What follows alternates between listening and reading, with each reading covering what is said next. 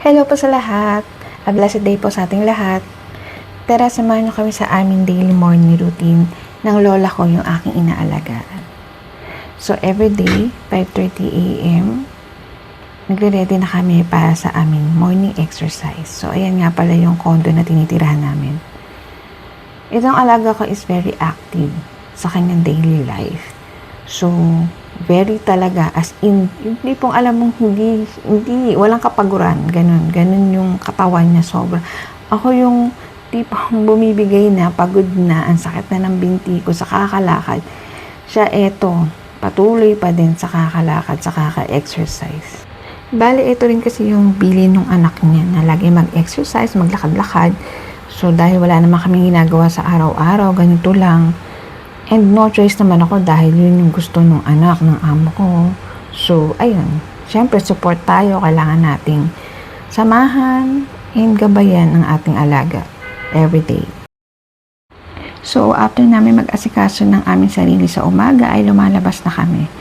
Pero, bago kami lumabas, ay piniprepare ko muna yung aming kakainin sa almusal. Sa paglabas kasi namin ng umaga, hindi pa kami nag-aalmusal niyan that time na ayaw ng lola ko. Dapat daw, after namin mag-exercise, tsaka kami kakain. Kaya ayun, ganun yung naging routine na namin everyday. So, from bahay to park, ay inaabot kami ng 15 minutes sa paglalakad. Kaya bago kami makarating sa oras na aming exercise, ay nakapag-exercise na kami, kahit papano.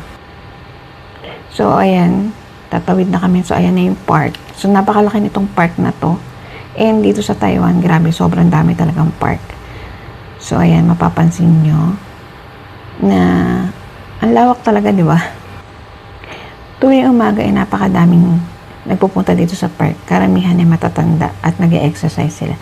So, ayan, mapapansin nyo, may mga naka-uniform pa, pang-exercise na outfit.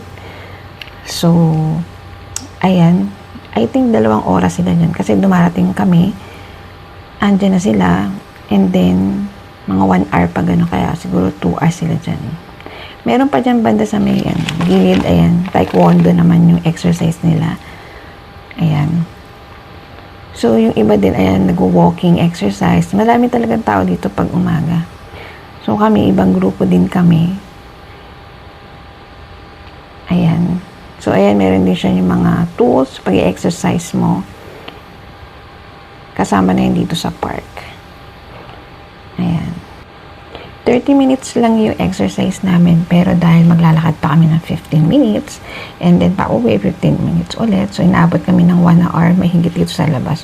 So minsan, ayan, may makikita pa si lola na mga kachikahan, kamaritesan. So, ayan, tumatagal kami until 1 hour and mga 20 minutes, mga ganun. Pero, kadalasan ano lang, 1 hour and 10 minutes, mga ganun.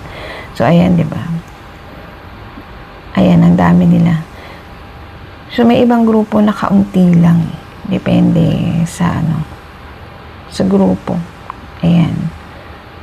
So, dito yung sa may taekwondo banda. Wala pa sila eh. Parang mga 7 na sila nag-i-start o 6:45, mga ganun. Basta nauuna rin kami sa kanila. So, ayan, dito naman sa part na to, dito yung area namin kung saan kami nag-exercise. So, ayan, mapapansin nyo, merong 3 matanda, ayan. So, ibang grupo din, 2 pa lang sila, pero mostly 3 sila dyan. Ayan. And then, yun, dun sa dulo, dun kami, ayan. So, mag-i-start pa lang. Ayan yung mga kasamahan ko. Puro matatanda din. Ako lang talaga yung medyo, bata-bata pa. So, dahil hindi pa nag-i-start, nagpunta muna ako dito sa may area ng exercise. Ayan. Naghulaw muna ako sandali.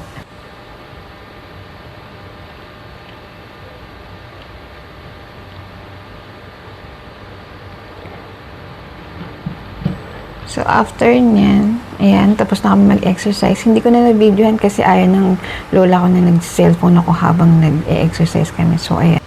Kaya hanggang dito na lang. Ayan.